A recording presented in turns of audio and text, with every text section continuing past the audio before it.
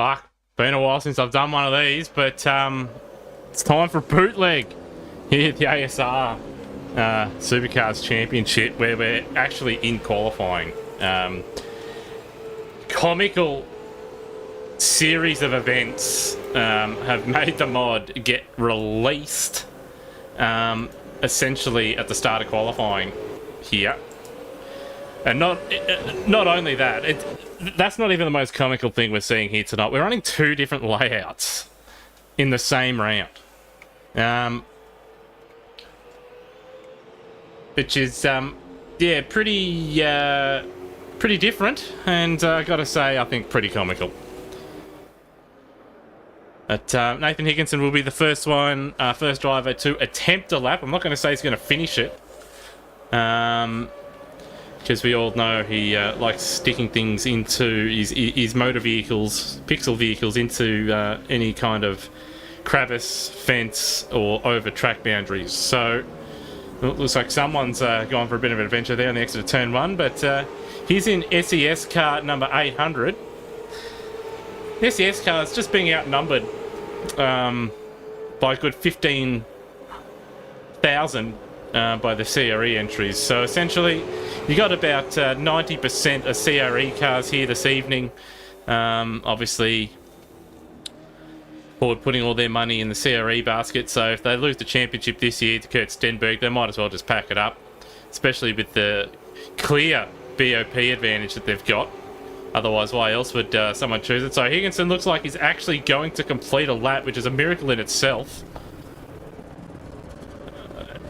He's going to continue on. He's actually set a lap time. Would you believe it? So, first man to set an official time.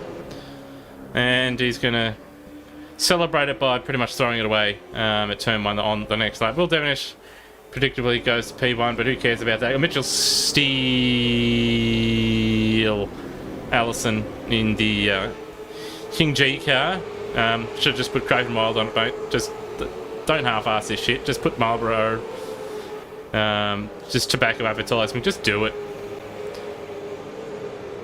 Just do it. So he's in P3. Scott Morell is in second, but who cares about CRE? Cam Rutledge. I don't think that's deliberate on his car.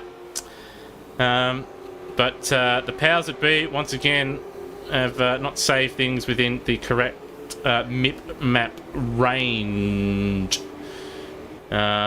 So here we are. And we've got this random crap on our screens. Here goes P3. Steele Allison trying to die, and here we go. This is it. This is what we're here for. This is the big brain bootleg stream, and it's big, bad, bustling brown for big brain racing in one of 4 Camaros in the field in this Mustang Cup. So Zach Brown currently P7. Oh, who's that ahead of him, actually? That looked like a bit of cheeky stuff going on. And now the old pit straight. Was it Steve Warwick? No, it was a Mustang. Yeah, predictable. Mustangs and cheating. He might have just been actually aiming for the crowd, actually. My mistake. Yeah, Curtis McManus, or Termo. Yeah, just doing a bit of tides, big mate. We know what you're doing. Weighted tyre on the right-hand side there. Yeah, typical CRE. Got Daniel Cox on his own this season. He's racing under privateer, and he's gone around there. Oh, and he's killed Steele Allison. Dead. He's gone. So P9, Zach Brown P10, Turmo 11, Brenton Foley struggling in P12. Higginson predictably aiming for a wall. And that lap's in the bin. Steve Warwick at his home circuit, P14. Loughlin 15. Fraser doesn't have a last name, just Fraser. Oh, Fraser. He's 16 in one of the 800 SES cars that all the same, but with slightly different trim. So it's pretty boring. The series 1, 2, and 3, and then oh look, Lucky Burke again. This is his home circuit in P4. Will he get the toe here? And will he be able to find a 10th and get himself into 3rd here? Can he do it? No. Must got a track cut on that lap because his time didn't count. It's right on board. Young New South Welshman. Calvin.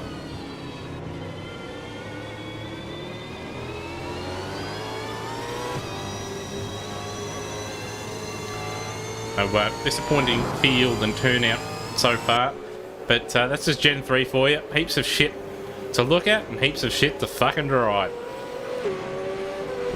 Right out sideways for Burke, and he's close to his own PB, but I don't know if that'll be a track cut or not. He did run a little bit wide there, the exit of the flip-flop. Cold one. Oh, cold one. That's Rossi's in and out.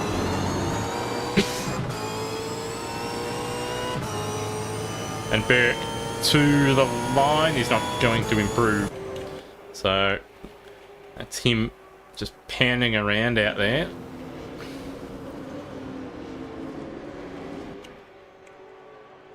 Now, Luke Newing in a different livery. And Billabong on Wet and Wild. So part of the SES crew, but running something a bit different, which is good to see. Instead of the old copy-paste of the rest of the team.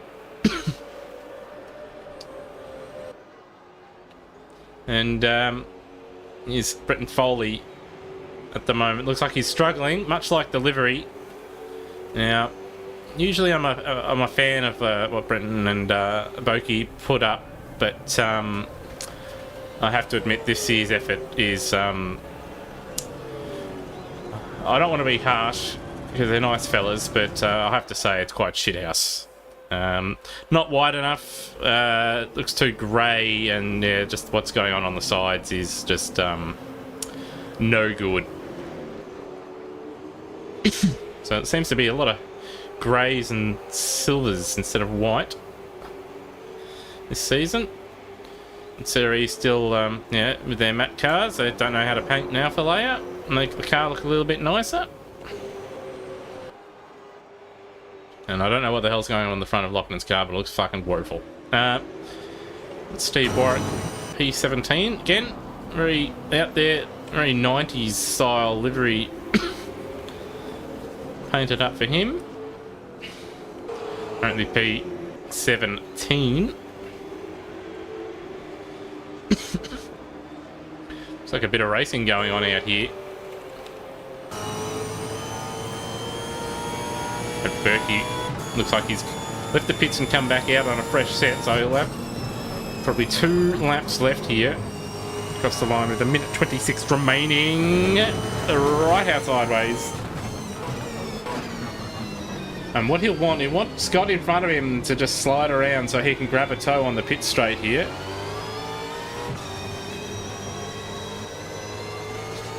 And right on board, he's holding on for dear life. He's Berkey.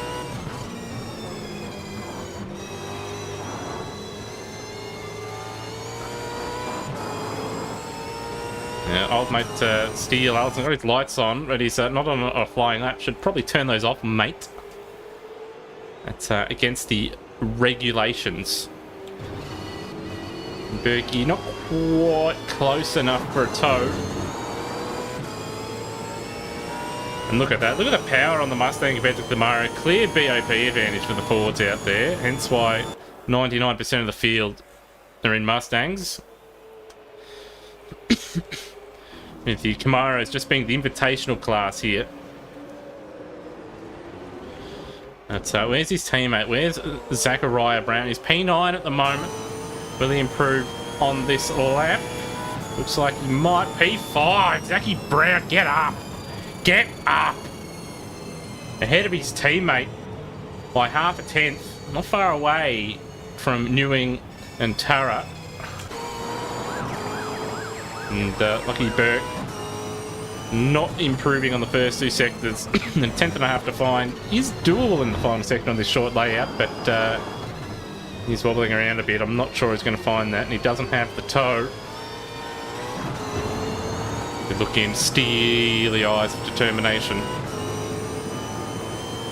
for Lucky Burke as he approaches the line, and he doesn't improve. A lot of 59.9s there for Berkey, and clearly unhappy as he does his best Mark Scaife 1995 testing recreation. Although he meant to go a little bit faster towards the barriers on the outside there, Berkey. But to run through the field, it is Luke Newing will start third, Zach Brown will start in P5, and Lockie Burke followed by Kai Jones, Mitchell Steele, Allison, then Brent Foley, Daniel Cox, the privateer, Nathaniel Higantoni will start from 13th ahead of Fraser. While Fraser Gehrig down there in P15. Muller not doing him too good today. And Darren Loughlin P16. Steve Warwick in 17th, rounding out the field. So that's qualifying here for the first race here at Sydney Motorsport Park, running on the shorter layout in race 1 for, I think it's 30 odd laps or something. To be honest, this layout really isn't conducive to supercars racing, but here we are. Some big brains thought it would be a big move to go and use this layout for some supercars racing. That's some great English there. But anyway, qualifying done. I'll have a short intermission, but I shall be back for the warm-up towards the end of the warm-up, and of course race number 1, where Luke Newing will start from pole position.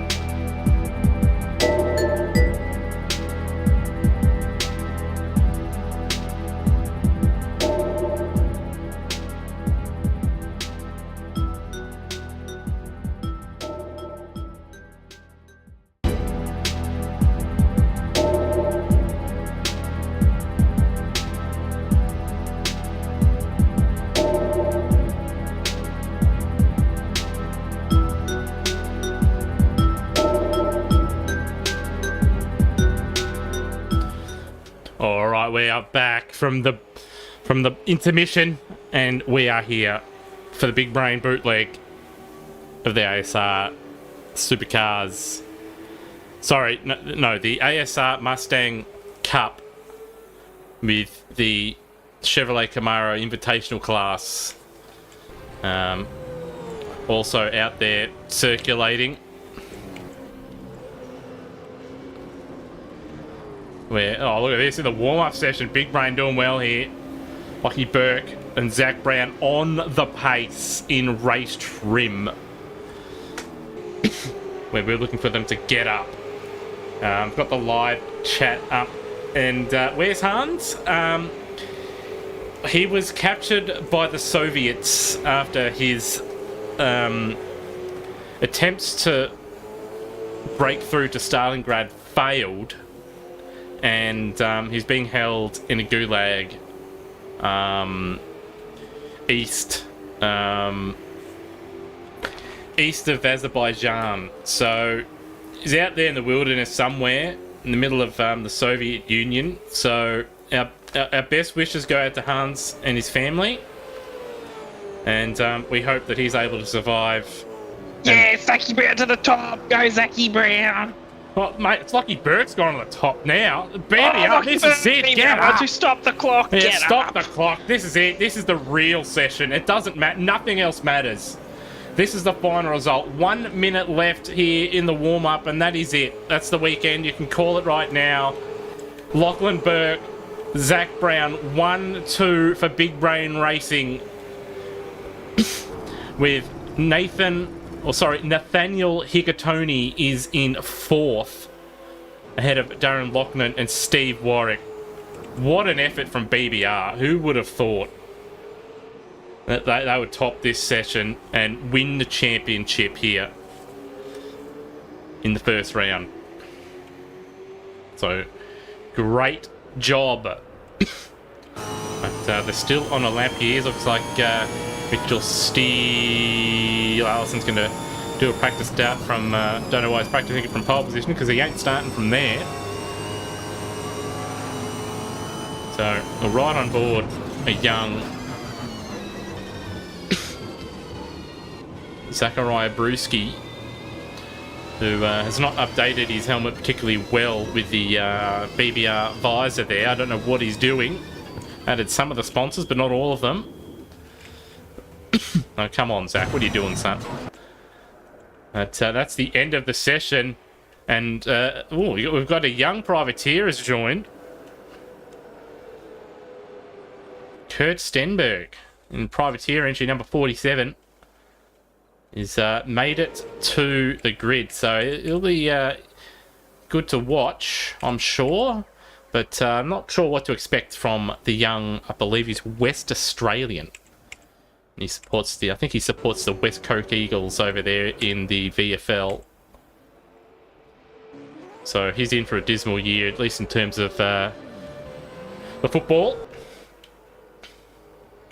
With Harley Reid announcing that he's going to leave and go to St Kilda alongside Zach Butters to form a dream team in 2027.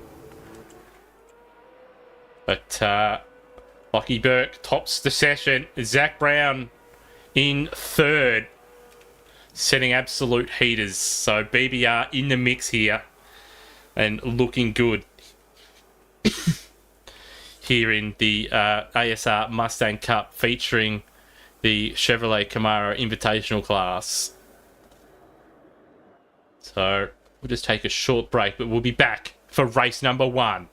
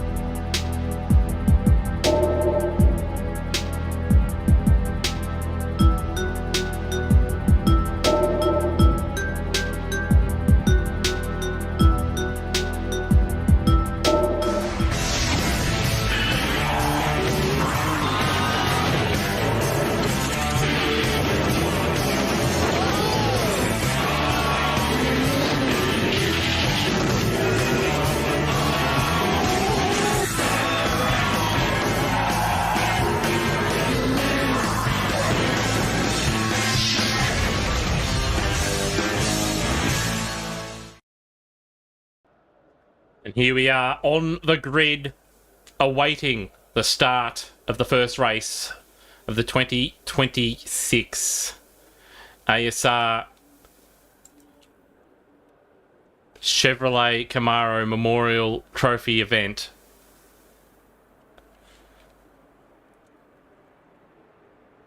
And CRE will be 1, 2 and on the grid. And then we've got Luke Newing starting from pole with CRE in 4th. And then we've got the big boys, the big hitters. We've got Zach Brown starting from P5 ahead of Lachlan Burke, who both showed elite speed in the warm-up session. So look out for them in the race. And then we've got another couple CRE cars. And then we have Kai Jones, then Mitchell Steele Allison will start from P10 in the Craven Mild Vegemite King G Chevrolet Camaro. And then we have Brenton Foley in P11. Daniel Cox, the Daniel Cox Privateer, number 94, will start from P12 ahead of Nathaniel Hicatoni in P13 ahead of CRE.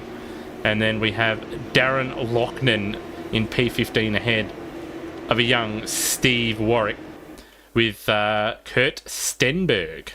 Currently having issues here. Looks like he's going to start from the pit lane. Obviously, privateer entry, just scraping up enough funds to get himself onto the grid, and was able to find a car from and some stickers from the 90s and chuck them on. So we're not far away from a race start here. So looks like most drivers are formed up, but someone's out of position. The lights are on. And who gets the jump for 2026? Well, there's no jump starts, but a great start there from Lockie Burke. He's up into 3rd. What a start. Heaters already from the young New South Welshman. Up into 3rd place, defending and having a look at the front CRE cars. And we've got Newing trying to go around the outside of turn 2. That's not going to work. It looks like Mitchell Steele Allison is up 3 spots. He's had a great start. Zach Brown must have been hit. That's why he's dropped down 3 positions. But here we go. Slot car / pinball racing here at the Bull Ring here in Sydney on the significantly inferior, smaller, shorter layout. Lockie Burke is having a look. He's had a good run. Lighting up the rears though. But he will get the toe here. Now Kurt Stenberg hasn't got going. The privateer struggling already. A bit of a slide there from that CRE car in 2nd. Another slide there. And Burt going defensive, but holding on to P3. Now he's looking at right at the back of that white Mustang in front. Very tight here, but I imagine they are on the softer tyre, I believe. So there is a chance that these tyres, rear tyres, may wear quite a bit here. So you might want to look after them. And a lot of sliding going on early doors here. And Mitchell Steele Allison on Zach Brown battling hard there for P7. Looks like Zach Brown's going to get that position, is he? Yes, he is. Of course he is. And Zach Brown working hard behind the wheel. Steely eyes of determination to get ahead of Mitchell Steele Allison there. And again, looks like another poor run from the front 2. It's allowed Burke to close the gap up here.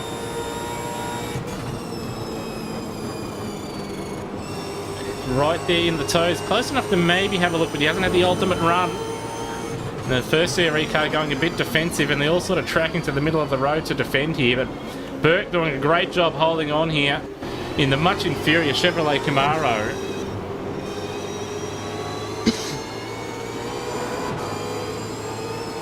They're doing a great job in inferior machinery here. Young Lockie Burke course, one of the few at ASR to actually, you know, sort of do any kind of motor vehicle racing in real life. Well, once again, those Mustangs in front running a little bit wide. Not having the greatest run through the final couple of corners, allowing him to get close and get the toe.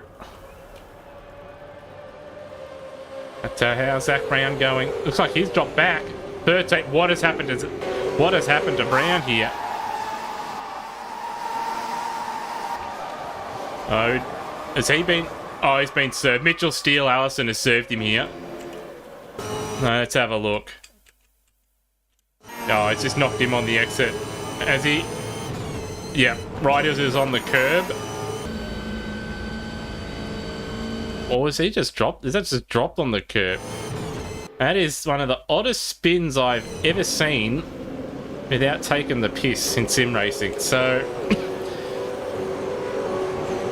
whatever's going on with the old track grip there is pretty fucking broken. So, great job, Kai Jones. And oh, that's wide there from the CRE car. And Bert's having a look up the inside, side by side.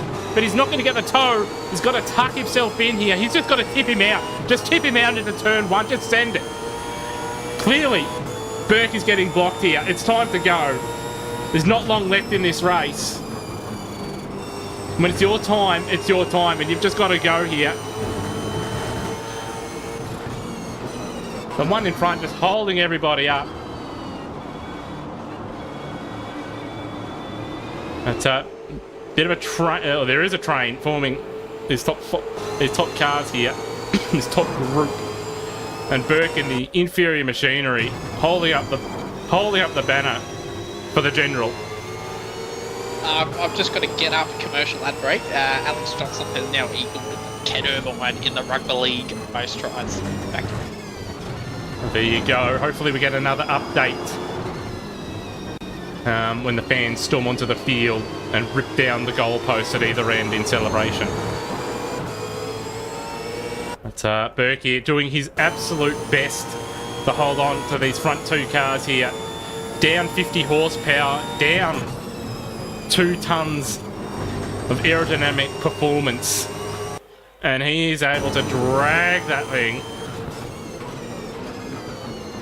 into third place at the moment. Doing a fantastic job. Got side-by-side racing between Luke Newing and CRE. Oh, and he's around. It's just gone on him. It's a big hit. That'll be suspension damage for sure. So again, another one of these spins that seems unsavable once it gets past that threshold, the grip threshold. And for once, it's not Nathan Higgintoney causing a safety car, and he's actually lasted 6 laps. So he's lasted longer than the bookies have put on for. But then again, this is a shorter layout, so perhaps in race 2 we'll see him last less than 6 laps. So being a much shorter lap, maybe it's lap 8 or 9 in this shorter version that he might have his unfortunate end and meeting with the concrete barrier. There's one on board, Zach Brown here, as you can see. Steely eyes of determination, hacksawing at the steering wheel, trying to get something out of the heap of shit that he's driving. And again, all the Camaro drivers have to be commended. Significantly less downforce and less power. Unfortunately, looks like Burke has had he's dropped away a little bit from the leaders, but the first one's running a little bit wide. They're going to go side by side here. And hopefully they maintain it all the way down to turn 1, and they'll bring Burke back into play here.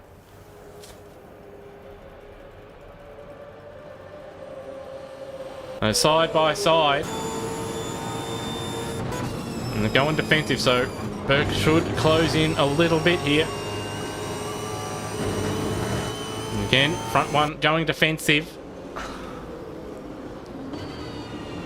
And Burke, that gap was 1.1, and it's definitely going to be closer than that now.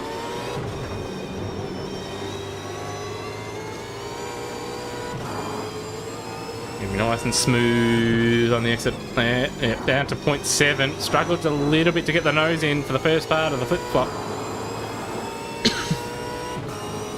The gap down to 0.6. So Berkey having a crack out there. As Mitchell Steele, Allison now battling for P5.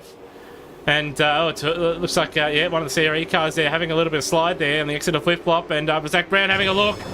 A little bit more contact. A lot of wobbling going on from the Mustang in front of him. Don't know how you can manage that with a 2 tons extra of downforce. Brown doing a good job, all things considered here. It's going to get the toe. And side by side, Kai Jones and Nathaniel Hikatoni to turn 1. But Hikatoni holds on Steele. Allison having a look up the inside of the CRE car. CRE car squeezing him just a bit. So follows Allison. Just give him a nudge. Yep, let him know you're there. I'll just drive through him, mate. I mean, he's just going to move under brakes. And he's in a faster car. Yeah, that's it. There we go. This is what we want to see. A little bit of biff. Let him know you're there. And just send it. If the car in front's going to wobble around, well, you might as well wobble him off. And well, look at the helicopter in the background. I don't know how it's got clearance to fly so low next to power lines, but clearly I haven't seen the footage from Chernobyl. To Steele Allison. Oh, it looks like he's got a decent run, but he's gassed up the rear just a little bit too much. And he's dropped a little bit, but he's going to have the toe here. They're going to go side by side here over the start finish straight. These guys dropped off quite a bit lap time wise. Allison up the inside. CRE car's going to fight it. It just gives him a little helping hand there out onto the curb. And the SCS car's battling in the background, but Steele Allison gets the job done here. But we've got a bit of a train forming now behind the CRE car and the Nathaniel Hikatoni car. And once again, back up the front. Lockie Burke fighting on here. A valiant effort. He's got that gap once again underneath half a second. Definitely been consuming many cold ones to keep himself refreshed and in the game here. Bit of a slide there from the second CRE car.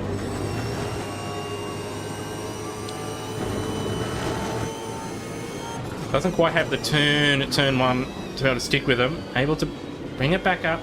Close the gap under braking here. Nice and smooth. Nice traction from Mr. Burke.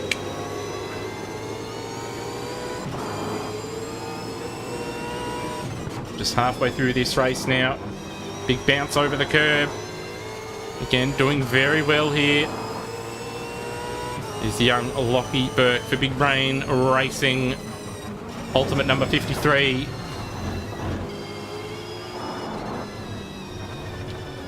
Might be just biding his time here. He's going to drop the hammer with a couple laps to go. And give him the old KFC 2-piece feed for both the CRE cars. Bang, bang. Couple chicken drumsticks.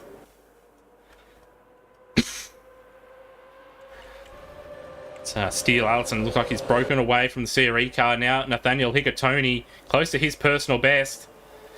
It's a little bit faster than CRE car, but he's own wide at turn 1. He's going to allow his teammates of Kai Jones to have a look now. Kai Jones probably a little unhappy. Oh, big slide there from Hikatoni. And he's doing his best to try and take himself and his teammate out.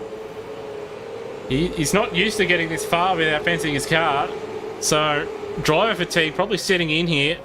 And finally allows his teammate just to get by. So a lapse in concentration, but now he's going to battle his teammate. They're both sideways here, allowing Bretton Foley back into play here. And they're going to go side by side. They're costing each other time and allowing CRE car to get away. A little bit of contact side by side the last turn. What are they doing? And yeah, CRE car and Steele Allison just getting away here. So Steele Allison a 1 minute point 2. A 1:01.9 for Higginson, a 1:01.5 for Mr. Jones.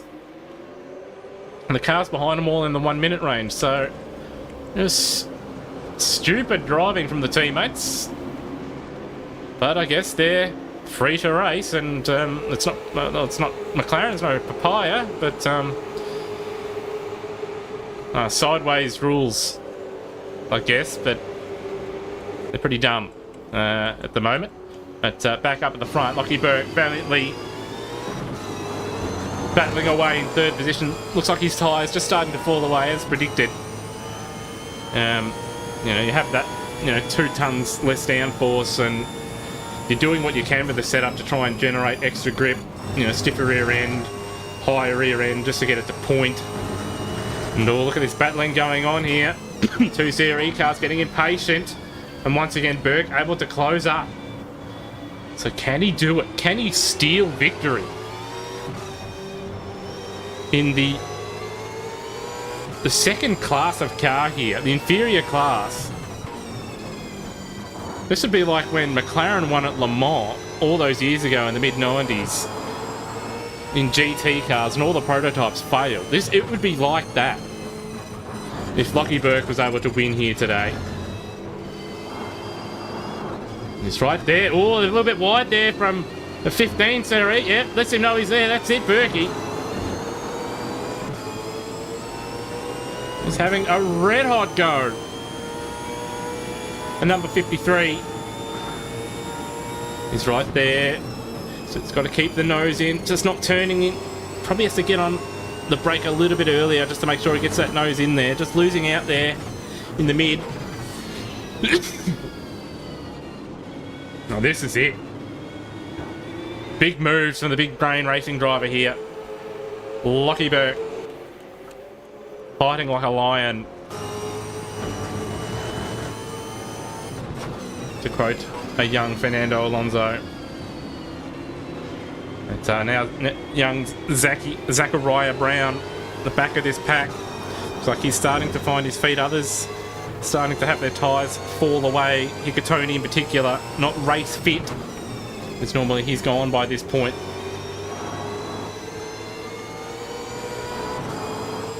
So Brown just biding his time here.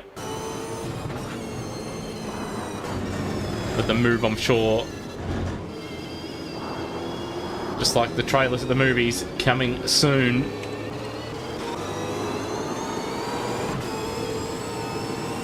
A little bit of tyre dipping there. I don't know why. He's in a Mustang. Superior on its tyres. Superior aerodynamic downforce there from Hikatoni. And Mr. Jones now looking to make a move on the CRE car. Not going to do it around the outside. Hoping for a switchback, which isn't going to happen. Looks like it's pretty close at the front, though. And Lockie Burke right there. Well, right on board. Look at that steely eyes of determination in his home round. Well, a little bit wide there once again for the CRE second car.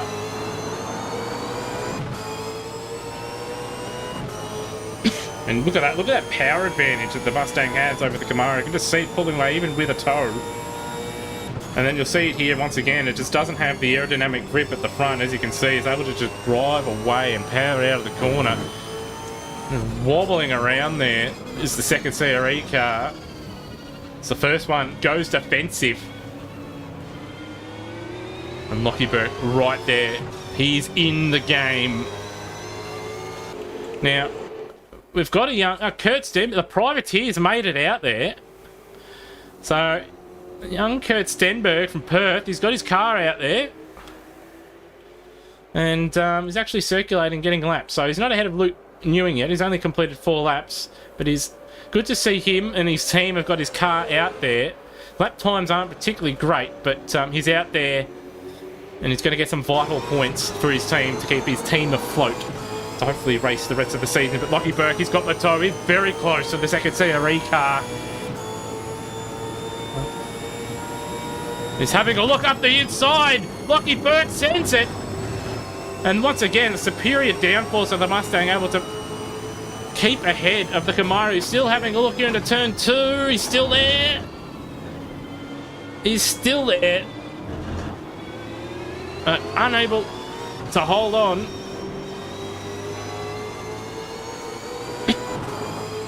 Might need to put some canards on the front wing to even out the downforce.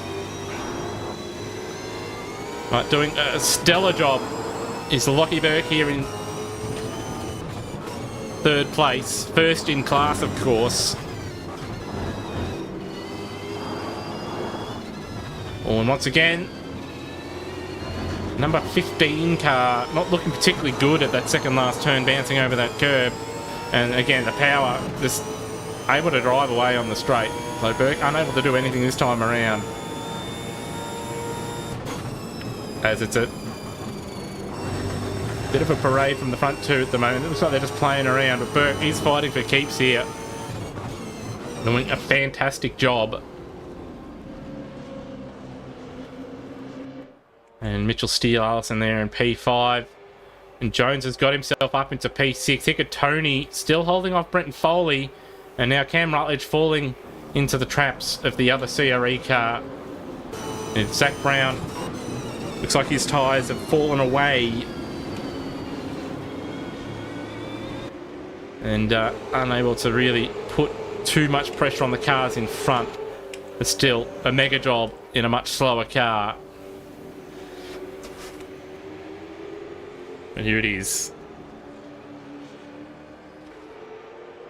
Lockie Burke, leader in class.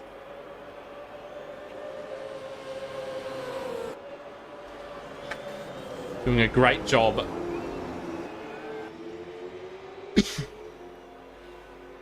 And here we go. Looks like the two in front. This could be the opportunity that Burke needs. No contact this time around, but time is running out. The two CRE cars here. Maybe Burke just needs to goad them into making a move that isn't on and snookers them. They snook each other out here. And that might be the big brain play here. Big wobble there. Again, I don't know how you can manage that with that extra couple tons of downforce that the Mustang has.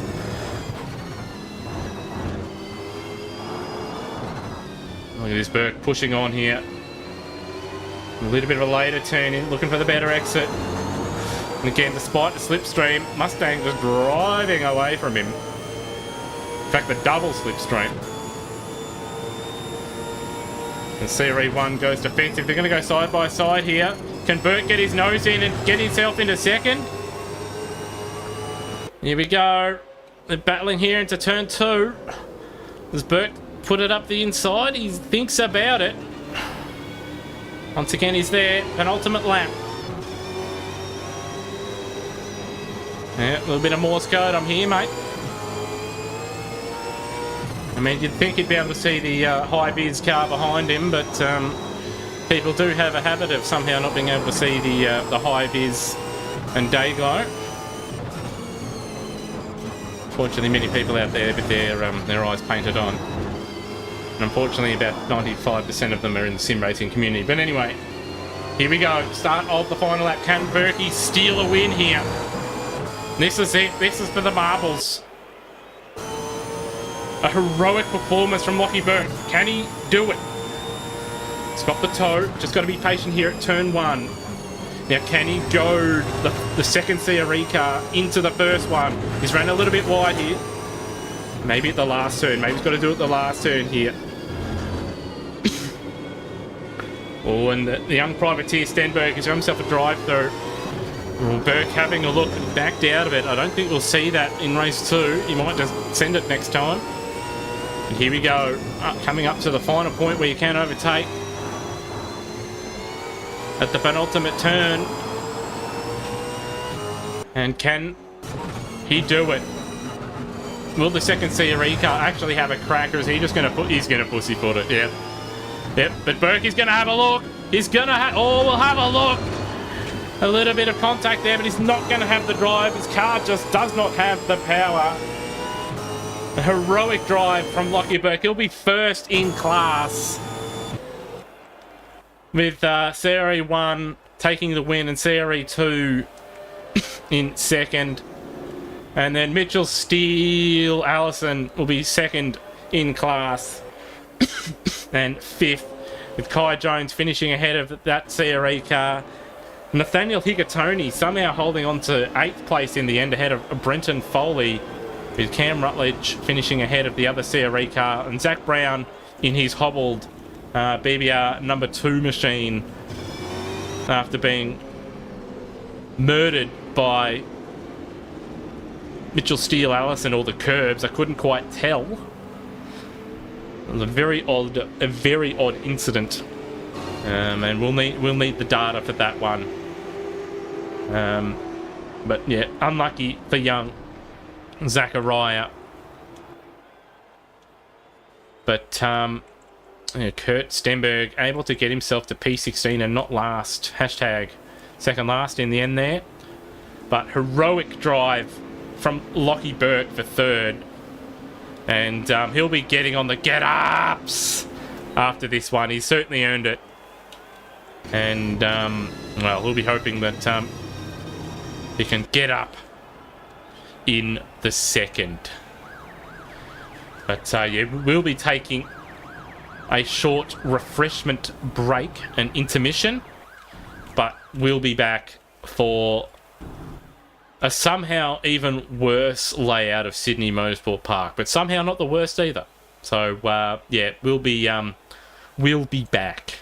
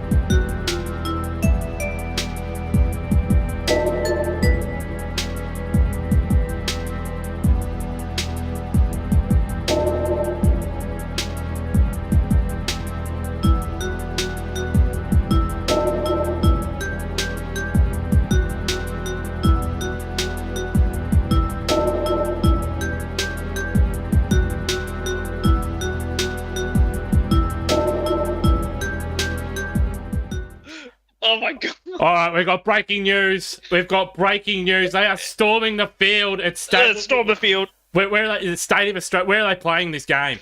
Homebush. They are What's it called? storming the field at Homebush. We've got to get it up. We've got to get it on the stream. Core Stadium. Yeah, there it is. They're storming the field. Get up! Every Get one of them. You just know, get up!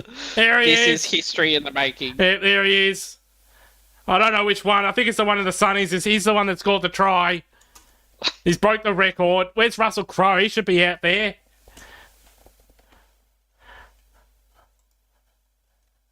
Russell Crowe You're going to get taken down. Russell Crowe Black screen.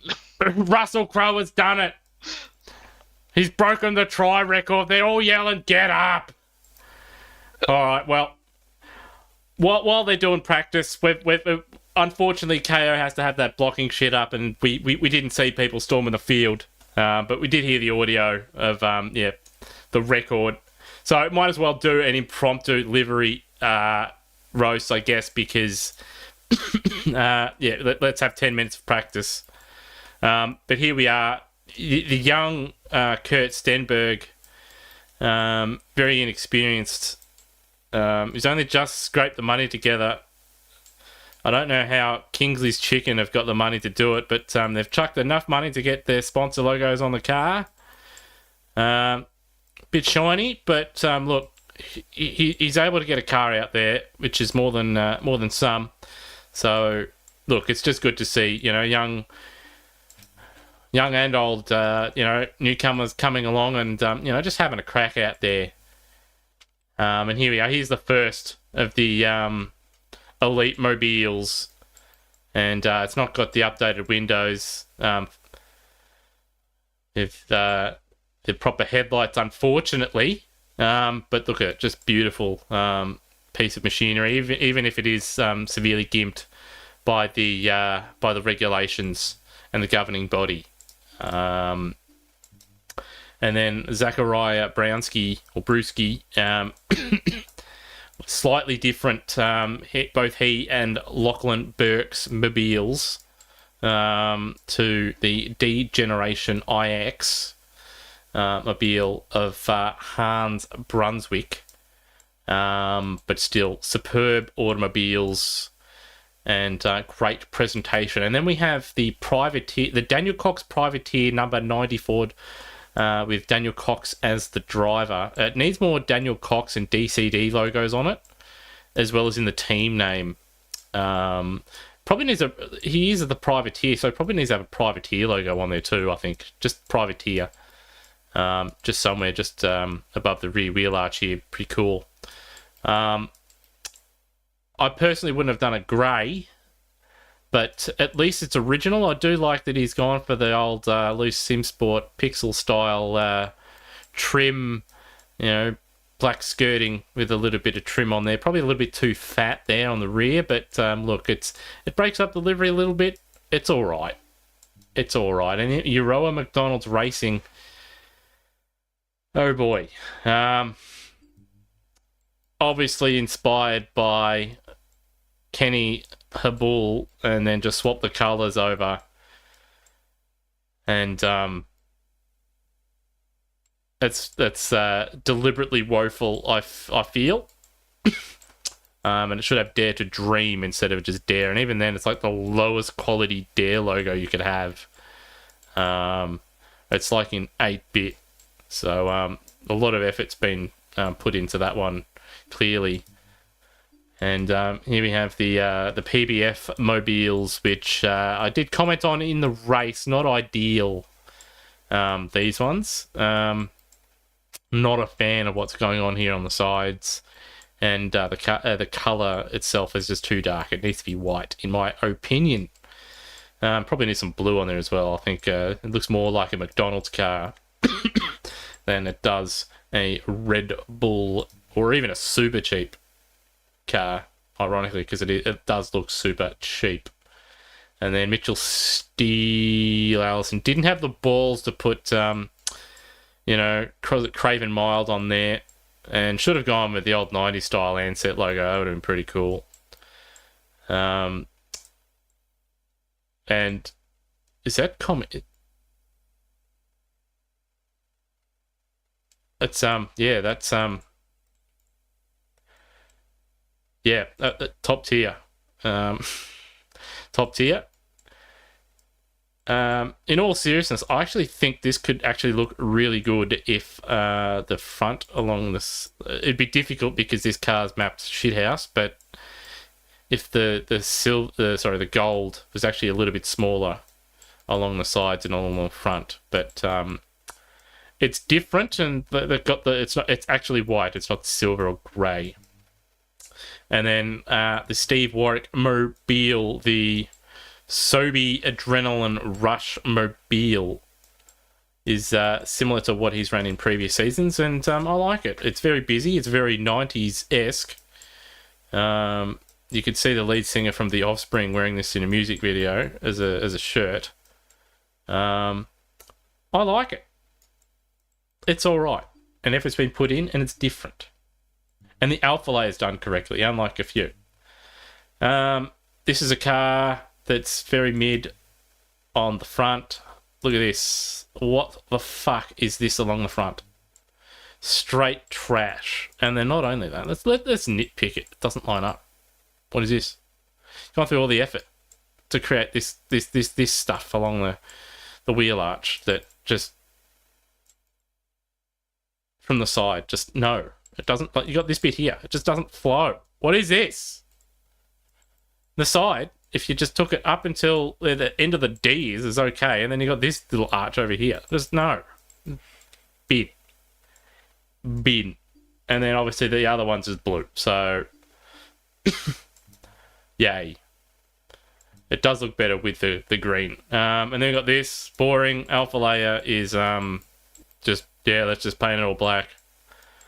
Matte white, yeah, that's fantastic. Yeah, let's put racing stripes down the middle because we're boring. Why don't you just put a golf or martini as well on there just for good measure? And then yeah, it's just the stripes and stuff here could be better as well. I mean, it breaks it up a little bit, but again, and then the fade.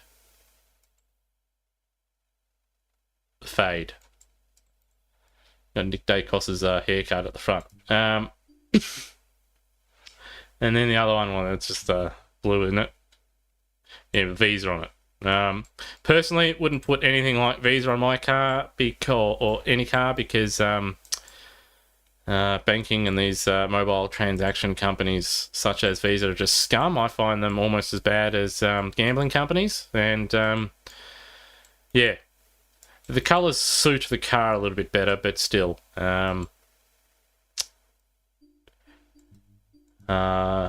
Mid.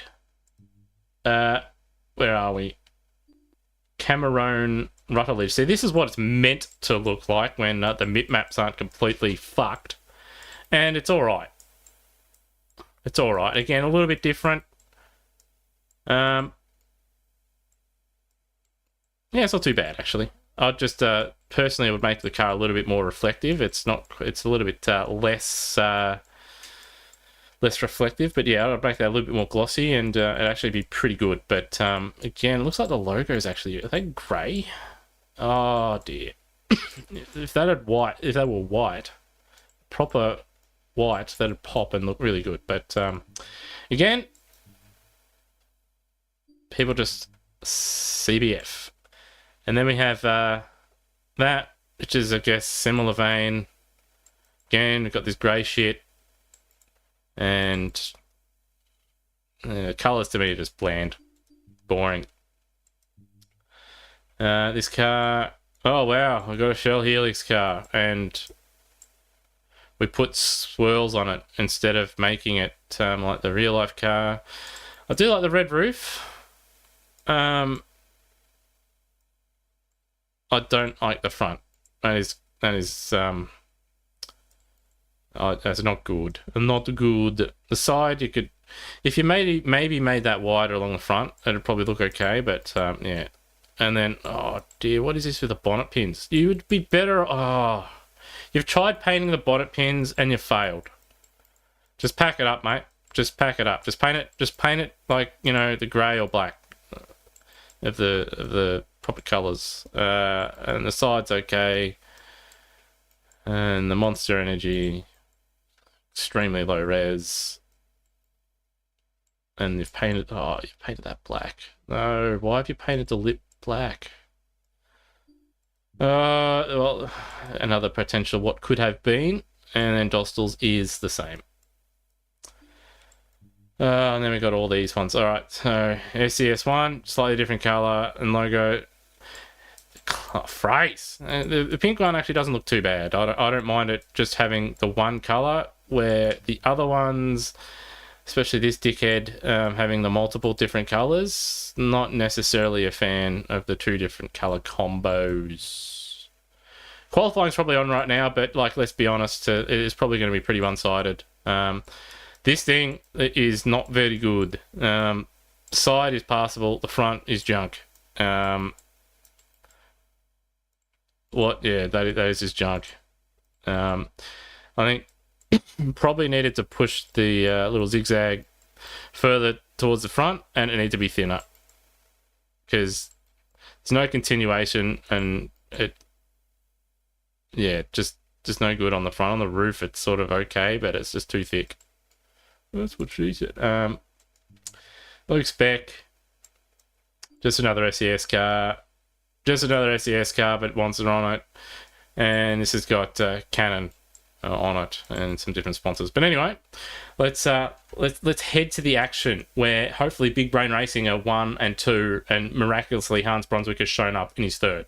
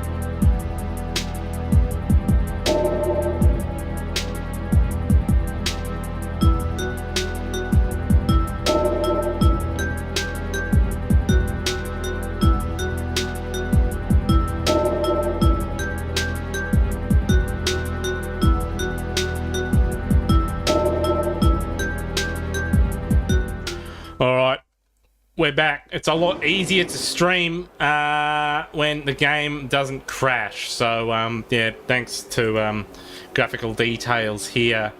We've got Series 1, 2 with Luke Newing in third, Series 4, And then Lockie Burke, valiant effort, only 4/10 away at the moment in position number 5 for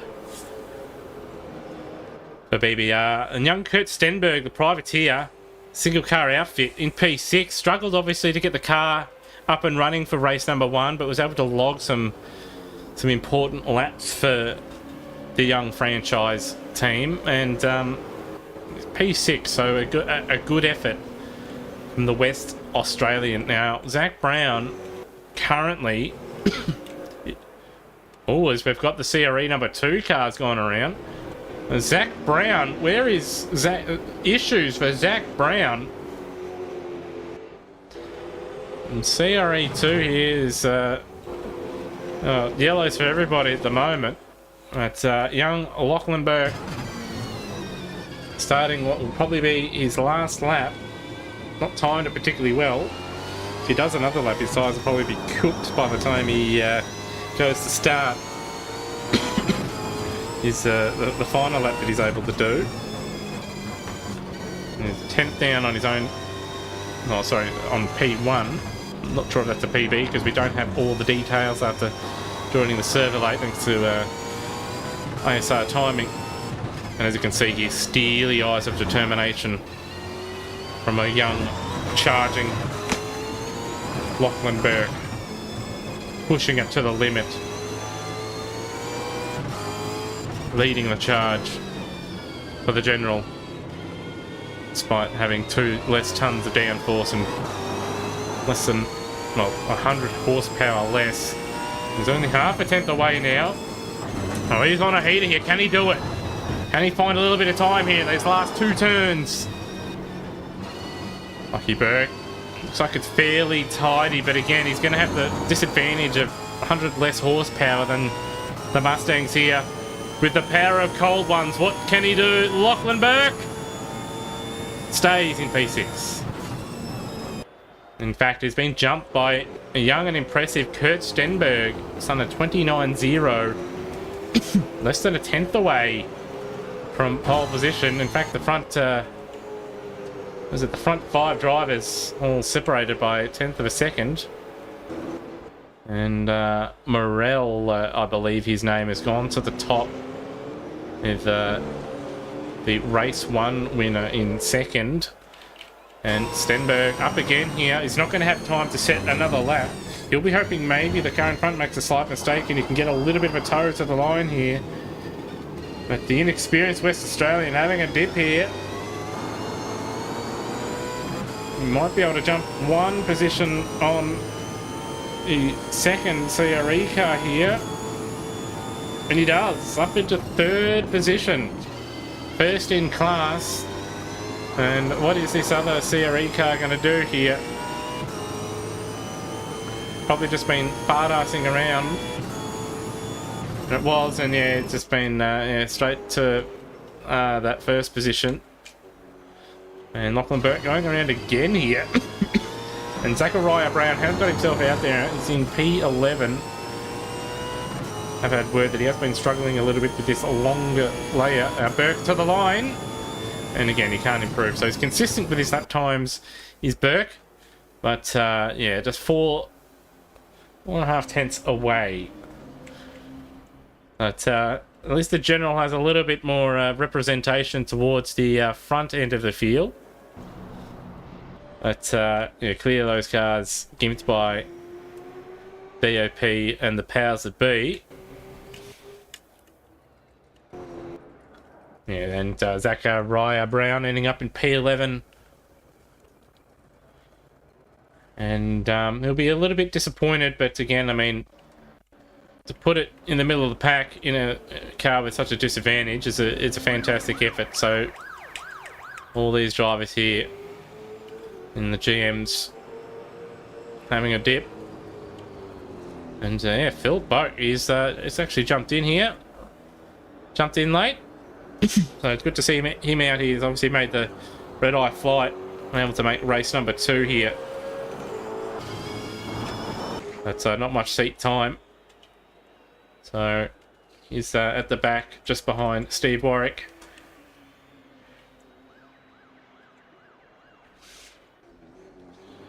and Nathaniel Higatoni there in P12. So on a nosebleed from race 1, and well, it looks like it's back to reality. But the bookies, lap 6 is what they're saying will be his demise, over and under lap 6.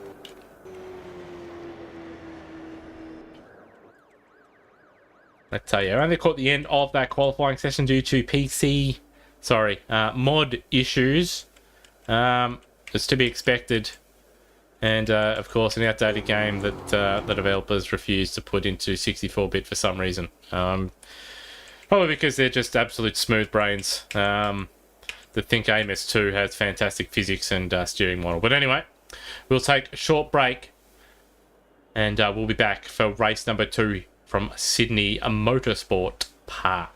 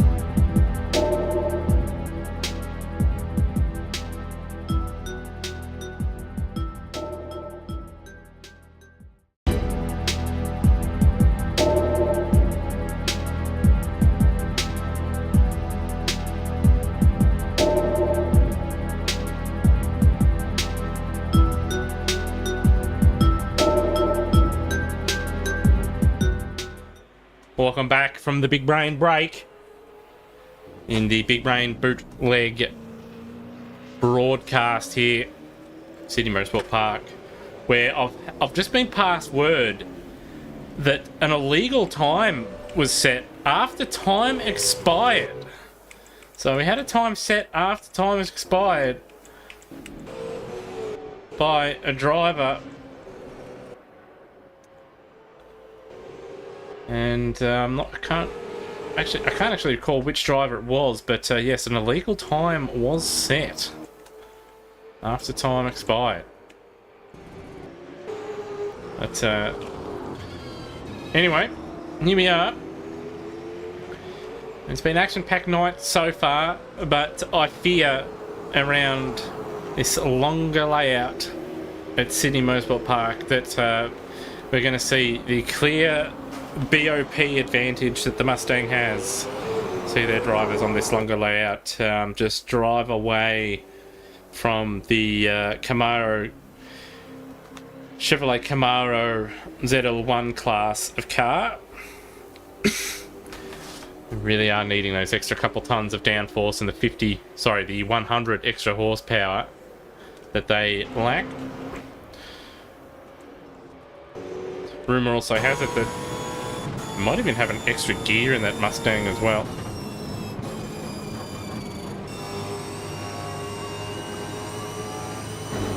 But yes, this young whippersnapper from Perth, West Australia, is didn't even make qualifying in the first race, and qualified well in top 5 for race number 2 on the longer layout, despite limited running time, limited money in this privateer single car entry. So he'll be looking at a dream run here in the second race here to hopefully secure some more reliable and increase financial services from various sponsors.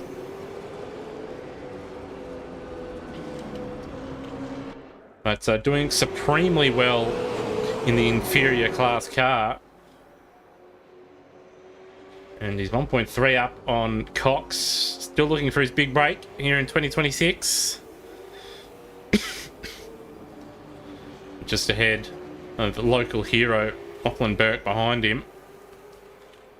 He's even driving away from the BBR machine.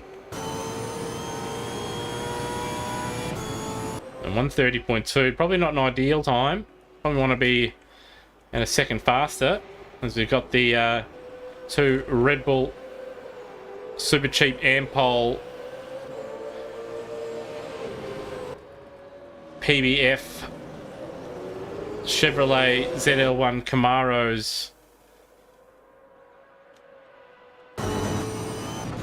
sponsored by 888 Racing.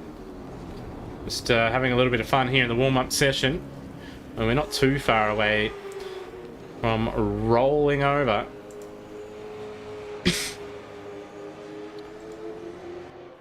To obviously race 2 for the night. Time has expired here, with the privateer Kurt Stenberg topping the session, ahead of Steve Warwick on his home strip. That's a big gap between first and second here. With looks like a number of the other drivers deciding not to set a competitive lap time and focusing on race starts, it seems. But hopefully they all just bog it down and just wipe each other out at turn 2.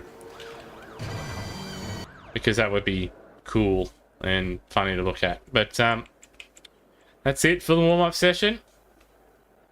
A short break and then we'll be straight in for race number 2.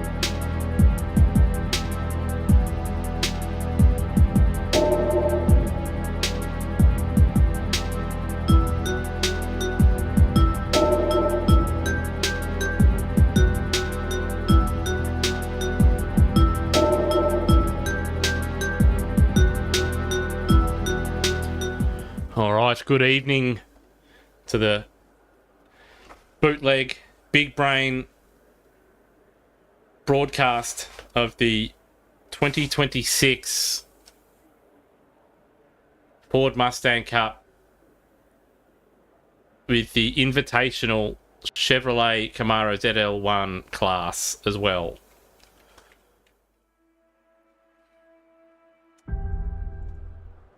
Apologies for that. But anyway, we have to start the formation lap. There we have, look at this, number 4 on the grid. Privateer entry in the inferior car. Hasn't had much running, obviously had those dramas for race number 1, but was able to at least get out there 11 laps down and was able to log some laps, and you know, the team were able to, you know, get some understanding of the car, and then he's just gone and put a P4. So great effort there from Stenberg. And then we've got Newing in P5, and then local hero, Sydney favourite Lachlan Burke, BBR Ultimate number 53. He'll start from P6 ahead of Mitchell Steele Allison in P7. The Saw Racing by PBF. And then we have a CRE car in 8th, another CRE car in 9th. And then we have Brenton Foley for Red Bull Ampol Super Cheap PBF Race Engineering, sponsored by 888. Powered by Chevrolet and General Motors. Zachariah Brown been struggling a little bit on this longer layout, but still great effort to end up in 11th for Big Brain Racing Ultimate number 2. He'll be looking to get up the grid. And he's ahead of a CRE car. And then we have Nathaniel Higatoni. He'll start from P13. Over under is 6 laps for him, whether he can make it or not. And yeah, I'd say probably under. Then we have Kai Jones. He'll start on position number 14. He had a decent run in race 1, but hasn't qualified well for race 2. Daniel Cox Privateer number 94. He'll start P15 ahead of Darren Loughnane, with Philip Boak rounding out the field for PBF Race Engineering, sponsored by Red Bull Ampol, powered by 888.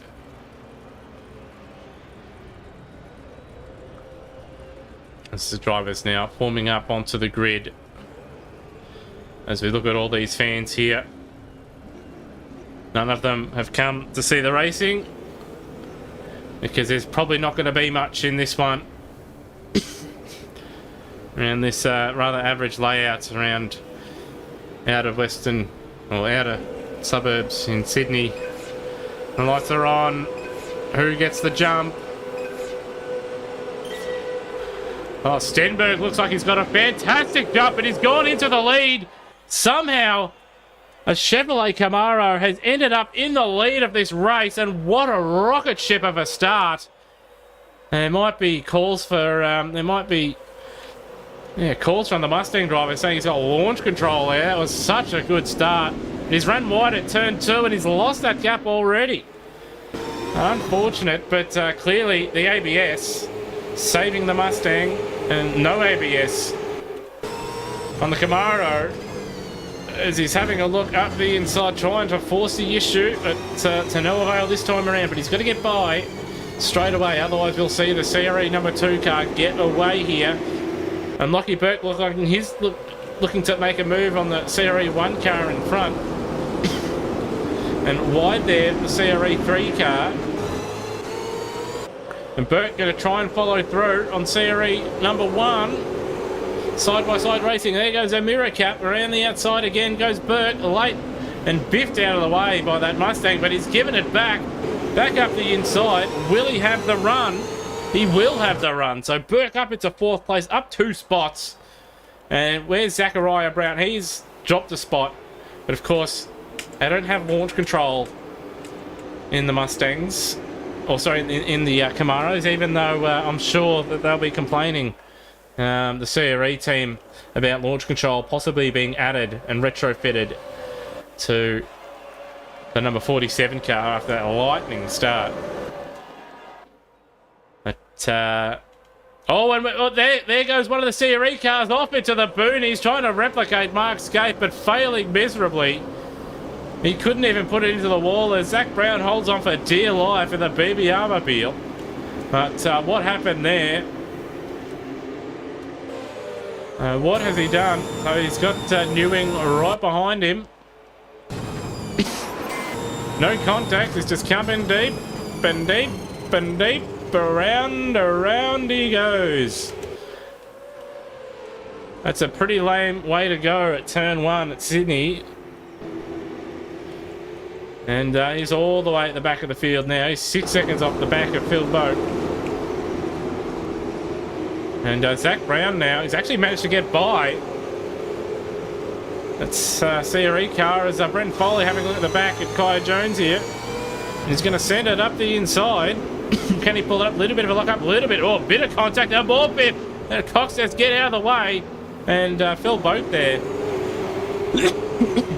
According to some, he had plenty of time to get out of the way. Those being of a Russian and Canadian descent would say that he had plenty of time and space to just get out of the way. And he should probably get a warning. So Boat, they'll have a bit of damage from that. Hopefully not too severe. Brown up into 10th. But how long will Higatoni last? He is running wide at turn 1. He's sliding. Oh, again, over under 6 laps for Higatoni. And that's the butt stuff here. Black Brown looking to get by. Wobbler in chief in front of him. He might just have a look up the inside here. Higatoni all kinds of sideways. He may even put a cheeky bit of under 6 laps as he runs wide there. And he'll drop back behind that. No, he won't drop behind. No, he will drop behind that CRE car. They're going to go side by side here. No, Higginson holds on. That's going to allow Brown now up into P9 to try and get after Cam Rutledge. As Noah Tara struggling at the moment. The Lockie Burke in the inferior machinery having a crack out there. Mitchell Steele-Allison as well doing a good job holding on to Luke Newing. I do wonder, don't know if there's been a mistake made from the CRE number 1 car. But he obviously was front runner in the first race, and his pace isn't too good in this one. So 29.8 plays. Oh, he's actually faster than Stenberg on that last lap. But Burke also going with him here. I do imagine there'll be a pit stop in this one. Obviously a longer layout and more laps.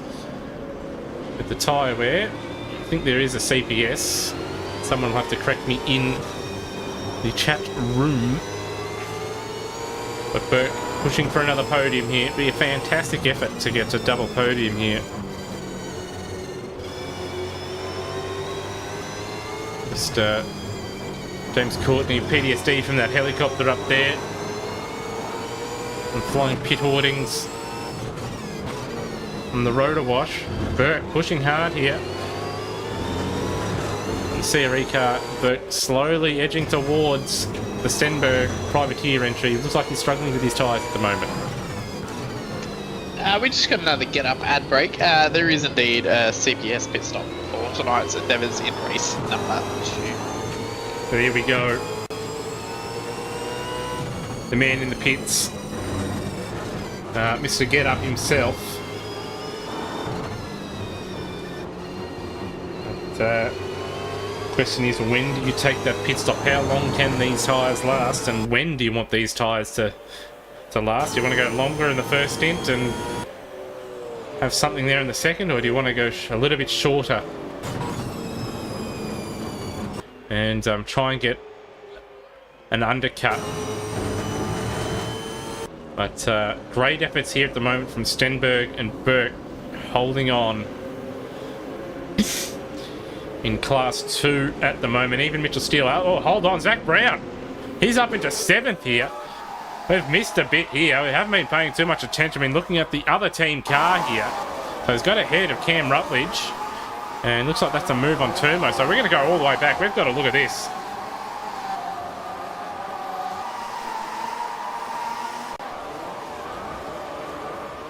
So here we go.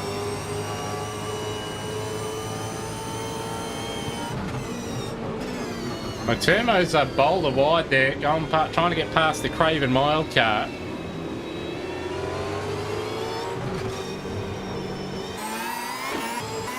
And Burke up the inside, coming down the hill on Rutledge. There's one TRE car down. And then another lock up there from Turmo. And, oh, there we go. Higatoni now battling with Egmanis in the CRE car. And he's trying to finish this under 6 laps. He's trying his best. Over under 6 laps. This is it. This is the last lap. Just keep wobbling the wheel, son. It'll grip up. That's it. Grip and rip, I believe's the term. And we might even ride on board. This could be like the centre footage from Imola in '94. Oh, he's tried his best. He's got a... That CRE car's gone alongside him and got the position and really try and get that position back. He's got no rear tyres left, or the rear tyres are at 450,000 degrees. I think the surface of the sun's probably cooler than his rear tyres right now. And now the other 3 CRE cars behind are all starting to battle as well. So Higatoni holding on for dear life. And Stenberg has dropped behind Tara for 2nd place, it looks like.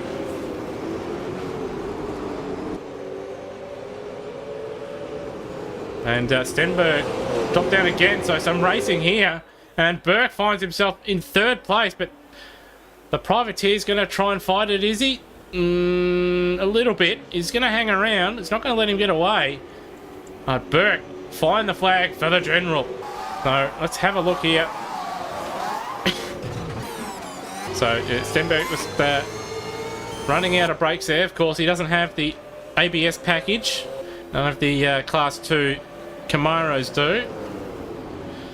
As we're back live, and Higginson, he's going to do it. He's going to go over 6 laps. He tried his best. 132.3 is wobbling all over the shop. Probably got his wheel configured to drift mode, and now he's just holding everybody up behind him. Parking it in the middle of the corner. It's going to get driven around the outside here at turn 3. Is he? Oh, he might do a little bit of a feed there. He'll use the excuse, well, I didn't have any rears left. Now, the reason you don't have any rears left is because you've driven them off.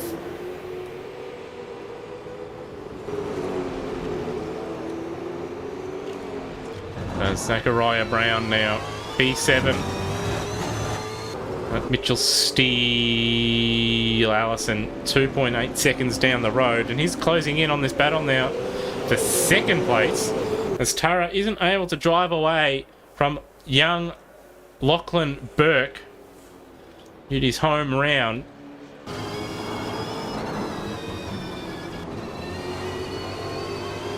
And this is it. This is where we're going to see the power advantage of the Mustang. There we go. He's just driving away there, that extra 100 horsepower. But just through sheer will and determination, he's clawing it back down the straight. Lockie Burke is just going to try and set it up for turn 2. Lift it out of it. But again, 2 tons less downforce. Can't carry that speed through turn number 1 like the Mustang can. Bit of a shallow line there. He's run a little bit wide there. Burke having a look up the inside, but he's going to get pinched on the exit here. Right on board the privateer entry of Kurt Stenberg here. He'll have the best seat in the house for this battle. As they all battle it out for 2nd place.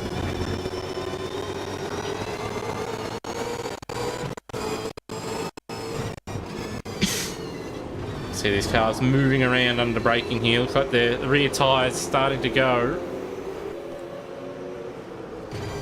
Well, they have gone.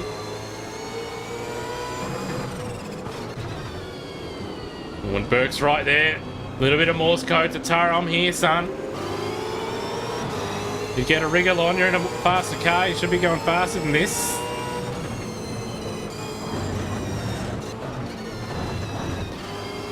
Indeed, the ticket does say warm up, but what do you expect from a bootleg stream? You're not going to get perfect quality.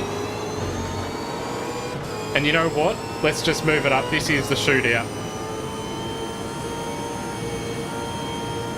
Oh, the shootout for second place. In the Ford Mustang Cup with the Chevrolet Camaro ZL1 Invitational class. Of course, they're running without the ABS and launch control packages.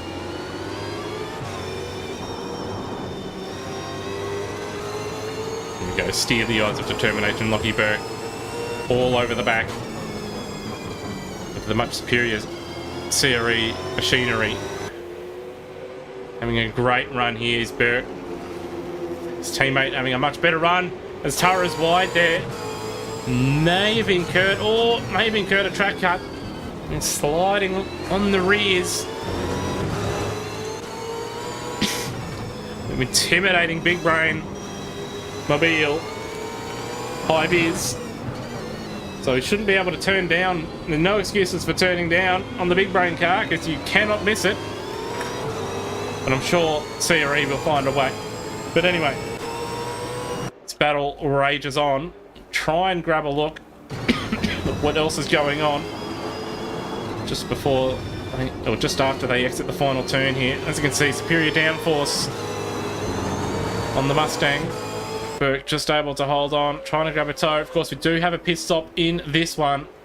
Zachariah Brown slowly dropping away from Steele Allison.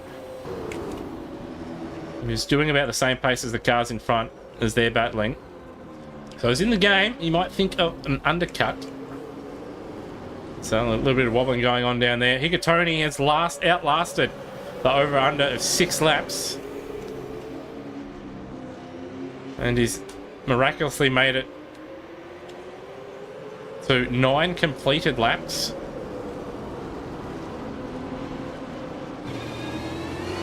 Certainly tried his best to fence it on a number of occasions.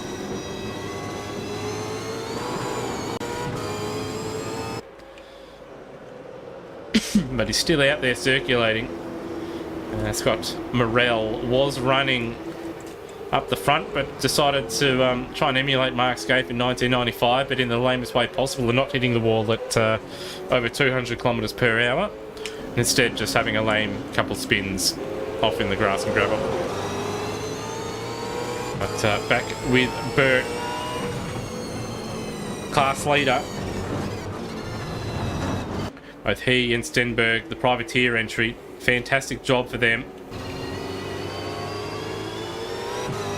Nice and smooth on the exit, but again, that 100 extra horsepower for the Mustang allowed them to just drive away down the straight. And Newing starting to get a little bit closer to the young Stenberg. Yeah. You might even have a look, and it's just ahead. Burke had a look and it got blocked off there. They're starting to grow a little bit impatient here. It might be time for the old tip and rip.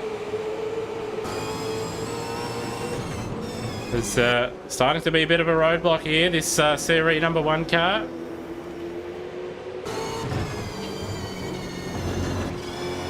Hasn't looked after its tyres, it seems. It's run very wide on the exit. Burke having a look immediately. The Series car goes defensive. He's holding on for dear life at the moment. Burke trying to get by.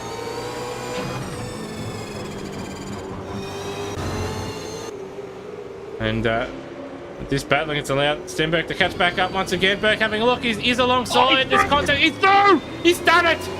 He's into second. What a drive from this young man. And what's happening? He's gone. He's gone, but he's back. He's back. Get up. He's done it. The superstar, Lockie Burke, got himself into second in inferior machinery. Now he's got to hold on for dear life down the straight. Might have to do the old Lewis Hamilton at Topanga and just weave to break the toe. Listen to the crowd. The crowd is going bananas here at the MCG. Burke now into second. He's punching a hole for the Mustang. And again, no excuses to run into the back of Burke here for the CRE car, because the car in front, two different types of high vis and Dayglow. But what an effort from the Sydney sider, and the CRE car's wide, and young Stenberg having a look too. Exactly what Lachlan Burke wants and needs here. And once again, the CRE car very wide on the exit down there. That turn number, whatever, because who gives a shit about the turn numbers on this circuit?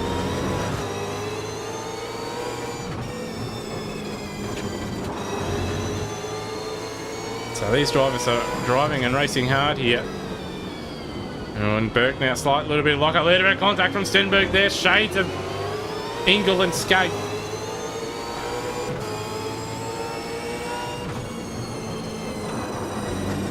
And word has it that many years ago, Kurt Stenberg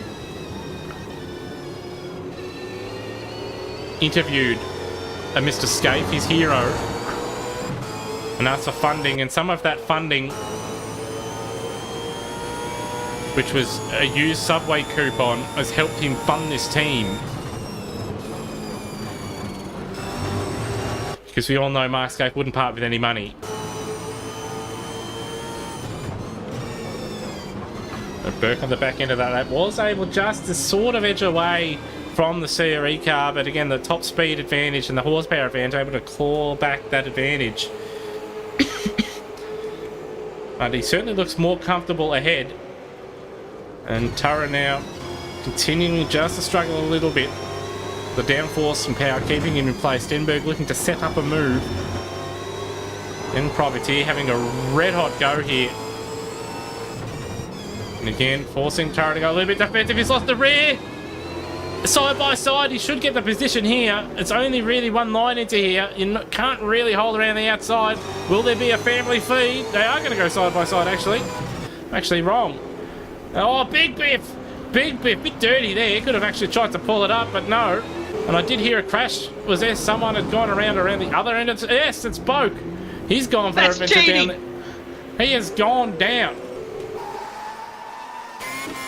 Oh, it's just on the grass. More is. And that is what happens when you don't run ABS like the Ford Mustangs have. So that's part of the disadvantage. And Stenberg, well, sorry, Newing has got himself into third here. So while we're looking at Boat going off, there's been a bit of biff and barge. Burke's broken away from this group. He's actually slowly reining in Devonish here, but he might be conserving his tyres. And we've got the CRE2 car right up, just sending both cars off the circuit here. So some fisticuffs out here at Sydney Motorsport Park. Let's have a look at the replay. So up the inside, there's the contact that sent Stenberg wide. Stenberg also looks like he may have lost out to Newing here at some point. Yeah, Newing was sent it up the inside of the last turn and in fact got both of them. So that's how that all played out. Oh, and Stenberg as we cut live on two-wheeling it over the big sleeping policeman curb. But CRE2 is in the lead, but Burke doing a fantastic job. He's sort of held station with that car, and now Stenberg done a great job in the Kingsley's Chicken Chevrolet ZL1 Camaro, brought to you by Anti-Coal. And then Newing has got himself ahead of Tara, who looks like he's chewed through his tyres here, and Mitchell Steele Allison. The gap was over 3 seconds to Tara, and it's now down to 2.4 after all that battling and biff. But it did look like he lost out a little bit in that last sector there. Zach Brown having a little bit of a quiet run here He's 4.2 away from Steely Allison, but still doing a great job in a car that is inferior, of course, to the Mustang. Higgintoney's done a great job as well to somehow last longer than 6 laps, and he's doubled it, aiming to go triple past the over and under.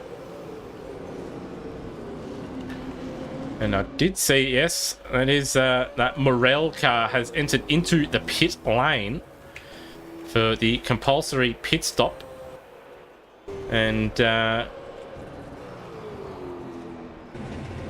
so waiting a fair while there. Of course, 40 kilometers per hour here in Australia because we're pussies, and you know, we don't want to bring back, you know, 80 kilometers, 100 kilometers, 120, or even unlimited. You know, just go as fast as you want in the pit lane.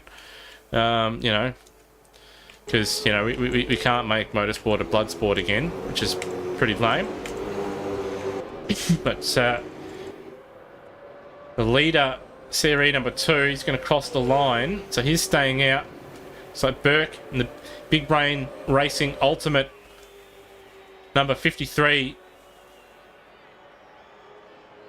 is he's staying out as well. Again, maintaining that gap, so he's got decent pace in that car.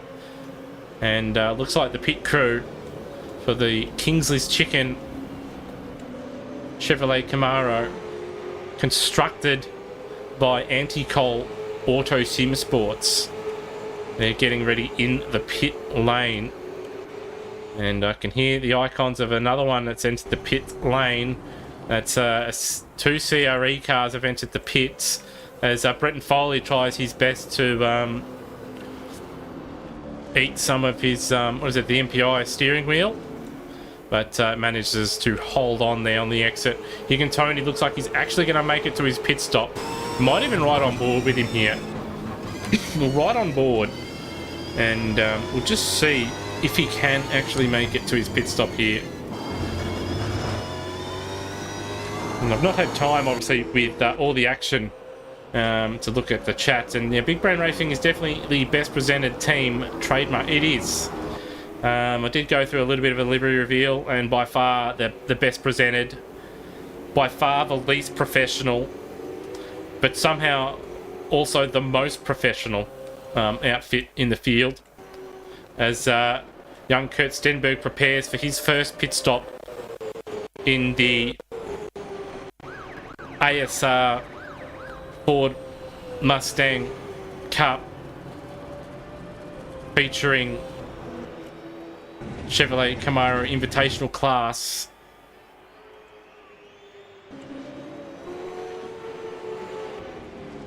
And of course, CRE number 1 into the pit lane. And one wonders if Nathan Higginson staying out longer for him will help. I mean, he's getting awfully sideways, and is very good at getting sideways and copping a face full of the concrete, and then blowing his top in the Discord channel. So will he make the pit stop? As Bretton Foley holding on for dear life in the background there. So here's another one that doesn't have any rear tyres left. We go to our leaders, and one of the CRE are ready for one of their 15,000 cars down there. So they've prepared the Death Star. They've got all the troops down there, and they're going to go and, you know, have their Formula 1 pit stop. Because of course they're permitted to change all 4 tyres and refuel at once. Lachlan Burke is going to go around again. Look, Newing, he's going to pit. So Burke going long here. Burke going long. Have to keep an eye out for those that do pit. Mitchell Steele, Allison was going to struggle to pull it up. He might have done that perfectly, actually. So he's practiced that pit entry. Zach Brown. It's BBR. They're 1-2. They are 1. Stop the count. Stop the count. It's BBR 1 and 2. And I think there might be a red flag out here. I can see it's raining quite heavily on the far side. And look, Higginson slowed. Like, this is dangerous. They've got to stop the race. It is unsafe. It is unsafe. But Burke is in the lead and Brown is second. Would you believe it? I tell you what, if you're in a Mustang right now not leading, you should probably just pack it up. Just pack it up.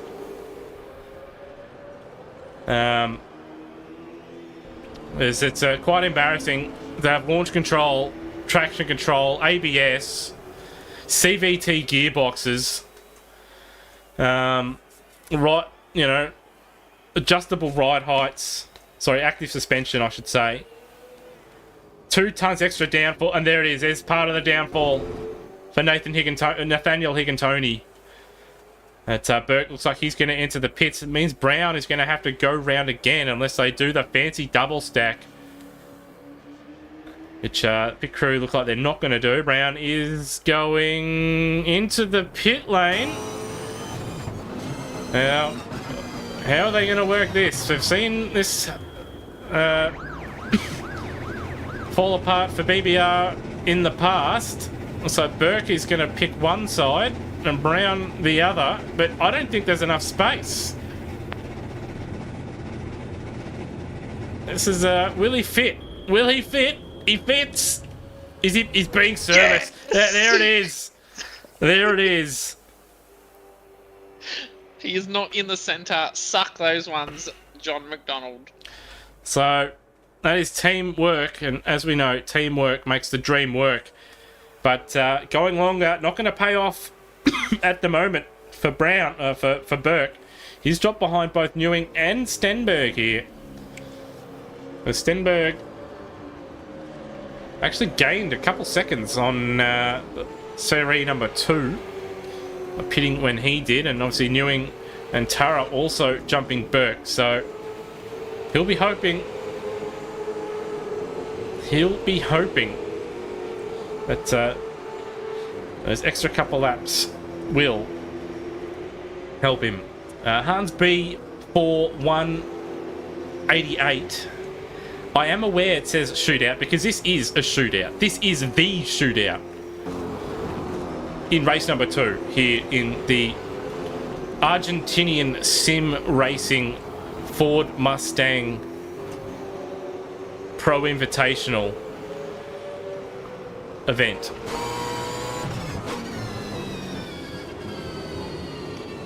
But Zach Brown, he's also dropped further behind Mitchell Steele Allison, so that gap was only about 7 seconds and now it's 10. But the rightful leaders in this race, I think, Big Brain Racing, race should have been stopped a lap and a half ago, and it wasn't. But as we know, the series is quite heavily Ford bias. So there's the gap between the 2 BBR cars. Of course, we did see that Morel car pit. Is either first or second out of the entire field. He's got pace, clearly, but he may run out of tyre towards the end, while Zachariah Brown, he won't have to go as long on this stint. But yeah, pit strategy not working out well, unfortunately. But Burke, he's lost a good, probably, looking at it, 5 seconds to Devonish.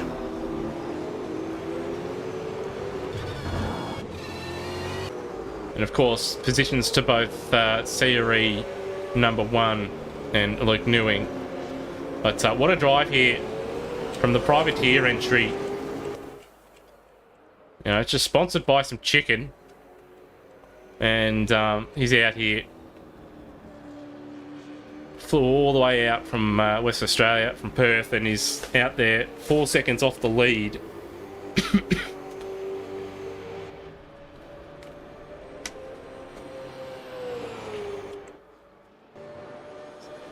So 29.2, so he's not able to match the lead CRE car, but he's able to edge away from Newing and Tara. Burke able to set his fastest lap of the race, and similar pace to that of the leading CRE car. which will steal Allison not too far away as well, but he's in the 30s and a bit of wobble there. Should probably have a Craven Mile to help calm his nerves.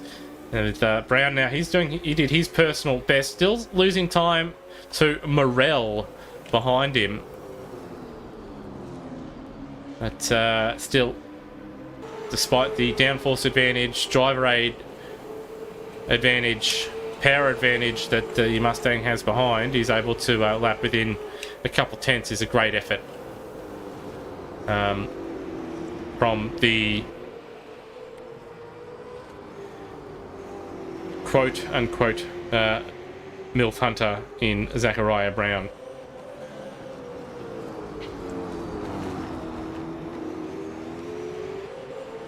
Oh, and right out sideways there for the CRE car.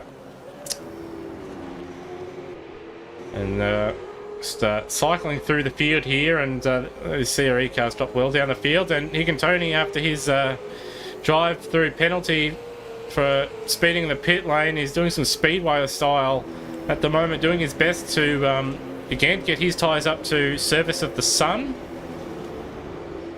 And I believe he's achieved that, and he's probably getting a bit closer to the core at the moment. Got to say, Dunlop have done a fantastic job to provide a tyre that is able to withstand such extreme conditions and temperatures. And I know they've got a number of other faults with the way their tyre performs, but the fact that it's able to perform at such a high temp is beyond human comprehension. So well done to the people at Dunlop to be able to have a tyre withstand such high temps.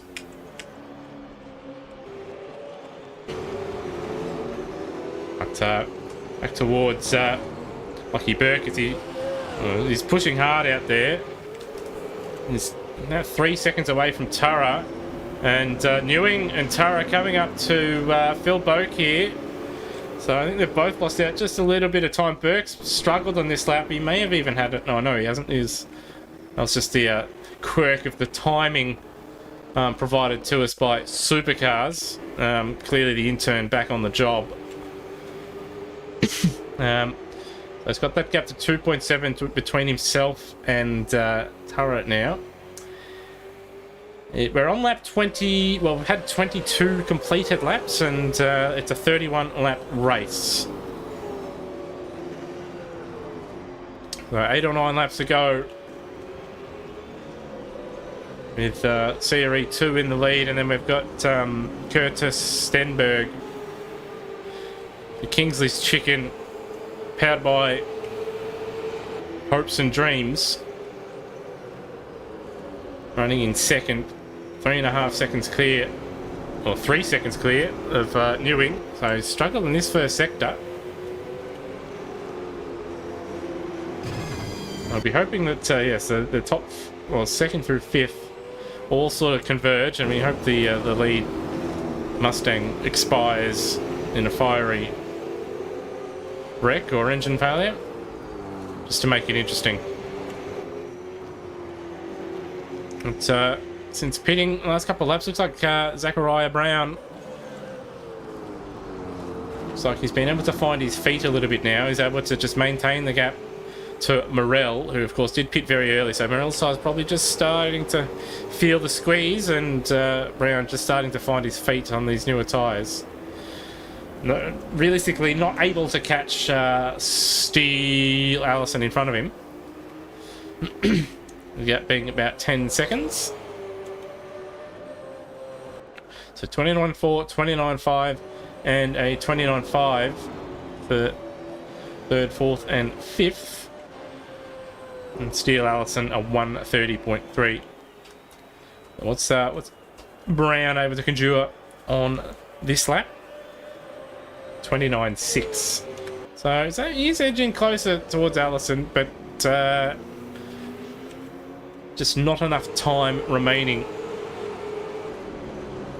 But we're all hoping and praying here that Newing and Tara are able to catch Stenberg, and Stenberg forms a mighty roadblock and allows Lockie Burke to close in Pushing hard there is Burke. A little bit deep there. And he's trying. Of course, does have that 100 horsepower disadvantage. 2 tons less of downforce. Doesn't have the ABS, as you can see there. Pinching brakes. And nor does he have the traction control either. So he's got that gap to 2.5 seconds. He's just taking little bits here and there. He's just hoping that cars in front can just overextend themselves a little bit and he can get himself into play here. Because we know he's got the cojones. He just needs that little bit of extra luck and oomph under the hood.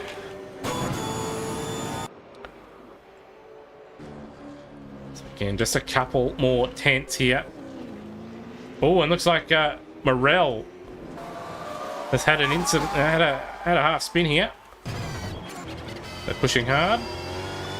Oh, yep, so he's pushed hard, and that rear right is a bit warm. So he's at half spin, so that's great for Zach Brown.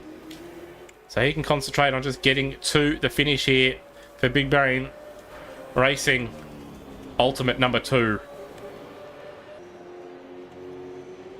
And further back, Nathaniel Hicantoni, he's somehow still on the circuit against all odds, hashtag.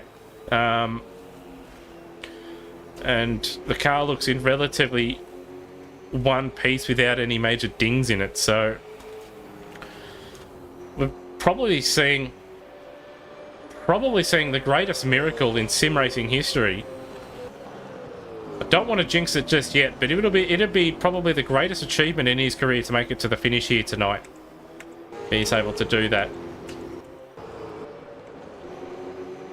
So back up to Burkwatch, and at 2.2 seconds is the gap. He's getting closer. And again, Tara, so 20.7, 20.8, 20.6 are just edging slowly closer. He just needs a little bit of a helping hand. If someone can just, I don't know, take 255 kilos out of his car and, I don't know, give him an extra 100 horsepower, traction control, ABS, he might be a slight chance, but of course he not allowed to have a Mustang because the governing body deemed it so. But great effort here from both himself and Stenberg in Class 2 to be in podium positions and fighting for a potential podium.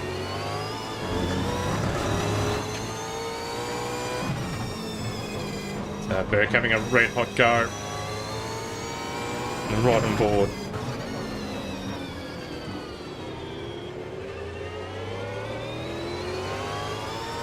And you can see the steely eyes of determination from New South Welshman.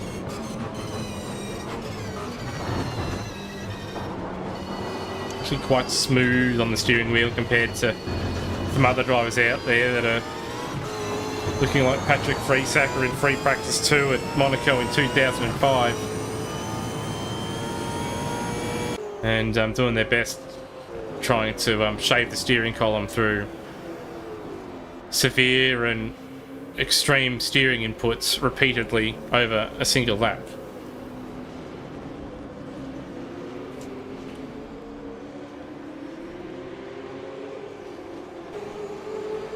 But just to get the race icon out of the way for Hans B in the chat, because I do see he's actually on mute. It is that many laps to go. Gap's 2.3. At least the important one. And young Zach Brown, 8.9 seconds away from Steele Allison. So he's got that gap back under 10 seconds. But, yeah, just a little bit too far away. As, round, a little bit sideways there.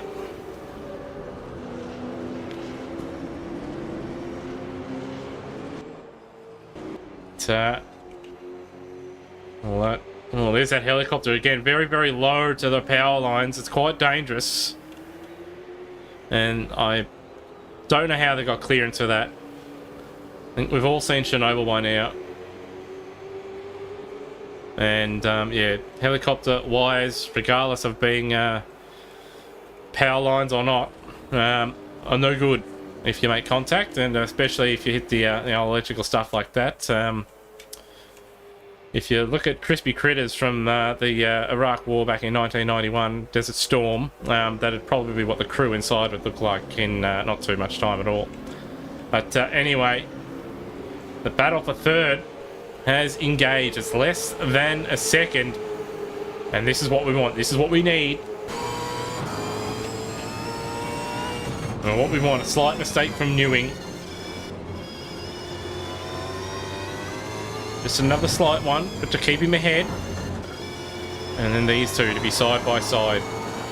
As you can see, track extending lap after lap from CRE. No, I guess it's to be expected. Somehow locking a brake with ABS as well.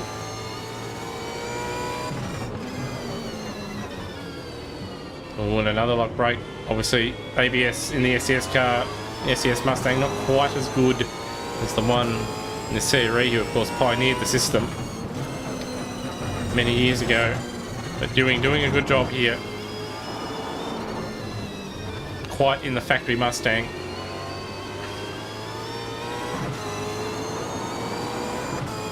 And on the back end of that lap was actually quite handy. So 30.3 for Devonish to 29.8, so he's taking it easy. 29.8 for Stenberg, 29.7, a 30.2 for Turret, a 30.1 for Burke. So Burke's got to get himself into the 29s here. He's got to conjure up some of that magic that he able to harness there in race 1 and earlier on in this race. And get himself onto that podium. He certainly deserves it. Should be leading this race, but of course, well, the race should be over. Should have been red flagged when both he and Brown were 1 and 2 and in the lead. But you know, typical anti-BBR bias. You know, it's like watching Sky Sports when you've got a British driver doing, I don't know, moderately well in an over-competitive car compared to the rest of the field. So it looks like at the moment it's all sort of played itself out. And Tara's just bowling wides out here and falling away from Newing, and Newing's not quite fast enough to catch Stenberg, who's done a great job in his privateer entry in Class 2 to hold second place for much of the race. A good strategy call to come in a bit earlier than the others too,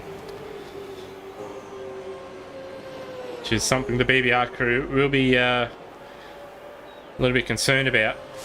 So 30.3, 29.7, so 0.6 of a second, so not quite enough, but you never know. 30.4 for Tara, 30.4 for Burke, so going longer hasn't worked for him, and doesn't quite have that pace overlap he was hoping for. So Zach Brown, a bit lonely for him at the moment. The last, probably since the pit stops for him, even before the pit stops, probably been pretty lonely. With Steele, Allison fair way down the road, and Morel was a little bit close just after the pit stop, but obviously fell off the road at the final turn. So he's probably got one hand on the wheel and a Jimmy in the other. Sorry, he'll have a cold one in one hand, I should say. But Series 2 in the lead, 5.5 seconds clear ahead of young Kurt Stenberg.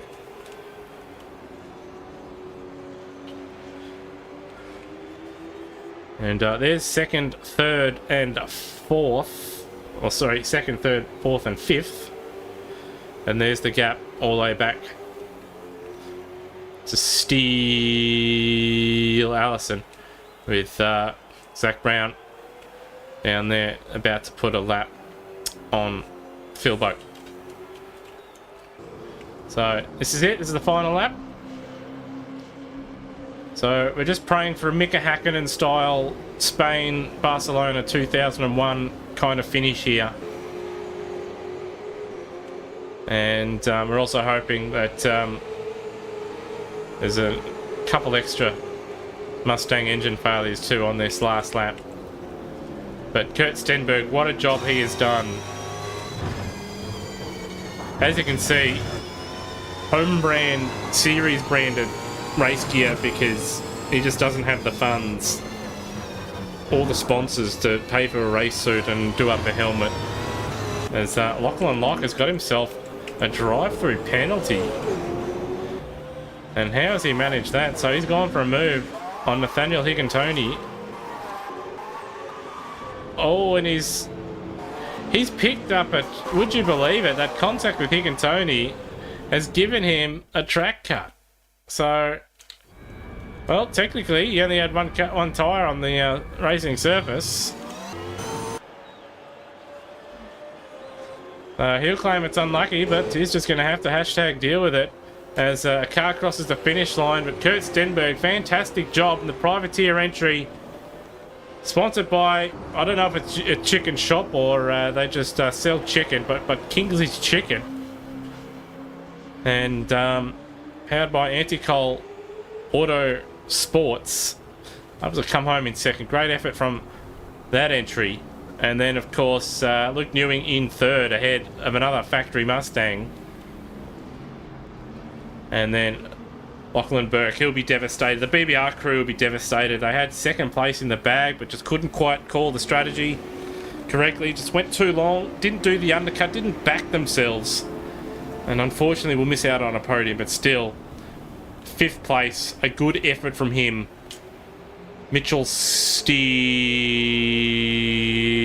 Allison in P6 ahead of Zach Brown in P7. So these guys in Class 2 have done a great job to be in the top 15 and top 10 and they've managed it. So a great job from the Camaro crew, down on power and downforce and lacking driver aids, and they're able to get out there and just have a crack and get the job relatively done. So special effort from those guys as we see a couple cars and Nathan Higgintoney somehow pull off the miracle of miracles and finish 2 races. Not only finished 1, which is fair enough at the shorter layout, he has finished 2. I reckon if you put 50 cents on that, you'd come back $1 million. The bookies wouldn't have. The bookies would have laughed at you, taken the money and gone, "You've just thrown it away." Well, the bookies are broke. Ladbrokes have gone under. Sportsbet have gone under, and a few people out there have made a hell of a lot of money on Nathan Higginson finishing 2 races on the lead lap, mind you, as well. Unbelievable scenes. That's the most miraculous thing I've seen in sim racing. This is the first race he's finished in 4 years. He's made it. Unbelievable. But as you can see, I'm just cycling through the rest of the field, but I mean, who really, there's 7,000 Mustangs and they all run for one of either 2 teams, so who really cares? It's just it's a miracle. It is a legitimate miracle that Nathaniel Higgintoney has made it to the finish in 2 races, not just 1 but 2 races, and at the long the Grand Prix, or the proper layout for Sydney Motorsport Park. Who would have thunk it? But anyway, that's going to be it for the bootleg stream. We're not going to have any interviews because why would we do that? And I'll be honest, I probably don't want to even talk to half the people. But incredible scenes. BBR have been robbed, but again, they've performed miracles to get where they are today. And the biggest miracle of all is Nathaniel Higgintoney has made it to the end of a race at the full version of Sydney Motorsport Park. I can't believe it. 31 laps, plus a formation lap, which he could also fence it on. He tried his best. He almost fenced it about 17 times in the first 3 laps. But he made it. Unbelievable.